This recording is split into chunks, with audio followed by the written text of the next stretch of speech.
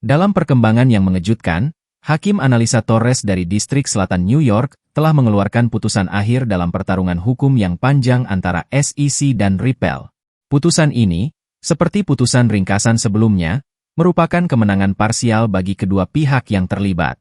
Awalnya, SEC mencari hampir $2 miliar dalam bentuk denda dari Ripple, termasuk $876,3 juta masing-masing untuk denda sipil dan disgorgement, ditambah $198,15 juta lagi dalam bentuk bunga pra-penghakiman. SEC juga menuntut perintah injungsi permanen untuk menghentikan Ripple dari menjual XRP kepada investor institusional, dengan alasan pelanggaran Undang-Undang Sekuritas Federal. Namun, dalam putusan akhir, Hakim Torres menolak permintaan SEC untuk disgorgement dan bunga pra-penghakiman, dengan alasan bahwa komisi tersebut gagal membuktikan bahwa investor institusional mengalami kerugian finansial yang membenarkan denda tersebut.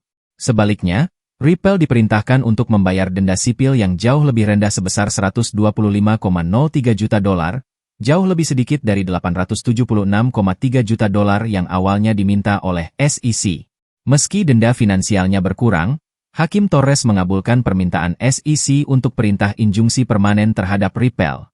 Injungsi ini melarang Ripple melanggar Undang-Undang Sekuritas Federal di masa depan, mencerminkan kekhawatiran pengadilan bahwa Ripple mungkin terus mendorong batasan hukum.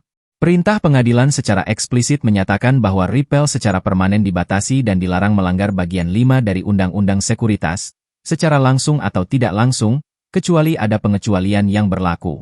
Setelah perintah pengadilan ini, muncul perdebatan tentang apakah Ripple masih dapat menjual XRP kepada klien institusional di AS.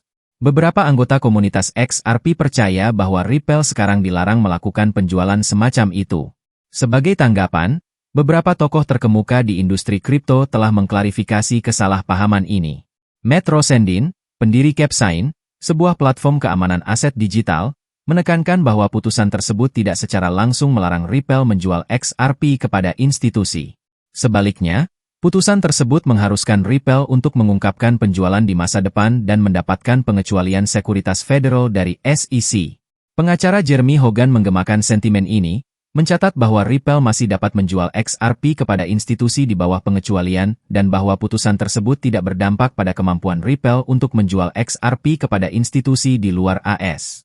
Penulis kekayaan Linda P. Jones lebih lanjut mengklarifikasi bahwa perintah injungsi Hakim Torres hanya berkaitan dengan penjualan XRP Ripple kepada perusahaan besar, praktik yang telah dihentikan Ripple sejak lama. Masih belum pasti apakah SEC atau Ripple akan mengajukan banding atas putusan akhir pengadilan. Upaya SEC untuk mengajukan banding atas putusan ringkasan pengadilan tentang penjualan programatik, yang dinyatakan bukan kontrak investasi, telah gagal. Dengan kasus yang sekarang selesai di tingkat pengadilan distrik, kemungkinan banding ke sirkuit kedua tetap ada. Pengacara kripto James Murphy, juga dikenal sebagai Meta Lawman, memprediksi bahwa kedua belah pihak mungkin akan mengajukan banding.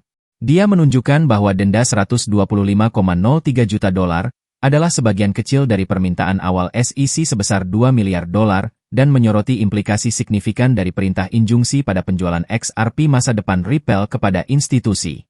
Jadi seperti itu update kali ini, terima kasih telah menonton dan sampai jumpa di video berikutnya.